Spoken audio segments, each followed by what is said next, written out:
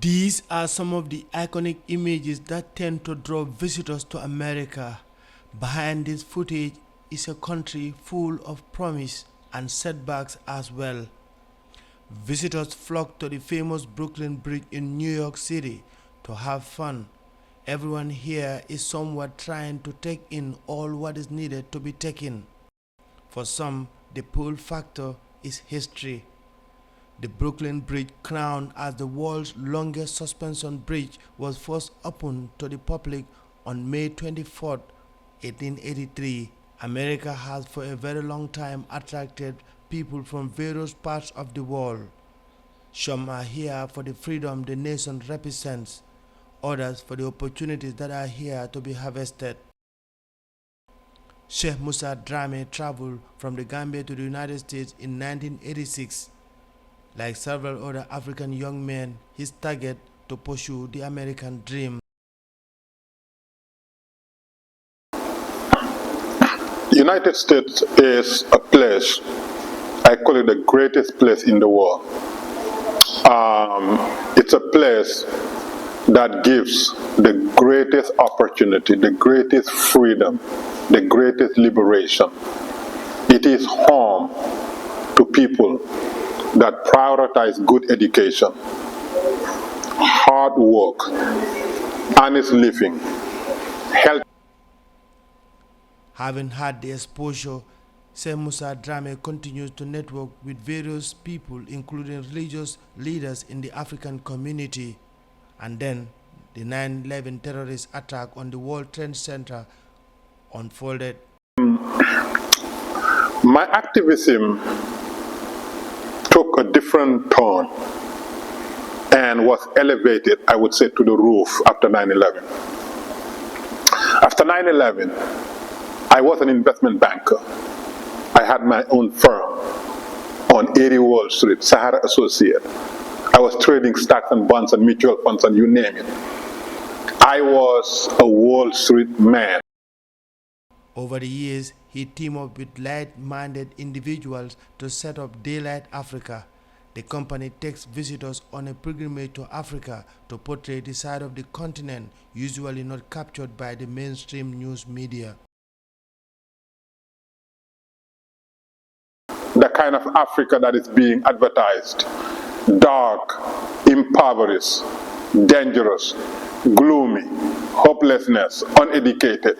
That's the Africa that's being advertised all over the world. The media, as well as NGOs, because there are a lot of non-profits, there are a lot of charities, whether they're big charities or small charities, that go to Africa, take a picture of a poor child, an orphan, or go to the orphanage, and then use it as a fundraising image.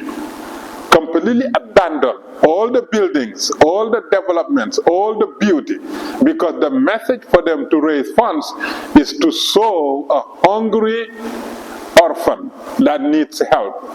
So whether their goal is to raise funds, but that method of raising funds become very detrimental to the image of Africa. On the issue of the increasing number of African migrants coming to America, this veteran has some pieces of advice for the newcomers.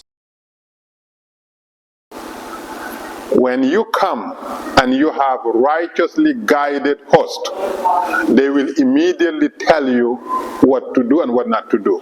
I'll give an example. The recent migrants that we have, a lot of them are being misguided. You know, a couple of days ago, I was going to Manhattan, and I was on the bus, and some of them came on the bus and they did not pay fare. They just come and look at the driver and did not pay and go sat down. Somebody probably told them, oh, you don't have to pay, you're new. If I were their host, I would say, don't ever commit crime, because here the society is open, but when they're ready for you, they have the package and nothing you can do with it. So when I came here, I did what a lot of new immigrants did: sell on the streets, security guard, work in the restaurants, many manual jobs. Some of them pay almost nothing, but you gotta do what you gotta do to, number one, contribute to the bills that are being paid, and also send money to your family and whatever. So, but what really, I was very fortunate because early on I knew that education is the key. The fact that he publicly identifies himself as Muslim, Sheikh Musa Drammeh will not shy away from the ongoing Palestine-Israeli conflict. He traveled to Israel in the aftermath of the October 7 deadly attacks by Hamas. I am not anti-Israel. I'm not anti-Semitism. I am actually pro-peaceful coexistence, two-state solution, a Jewish state and a Palestinian state.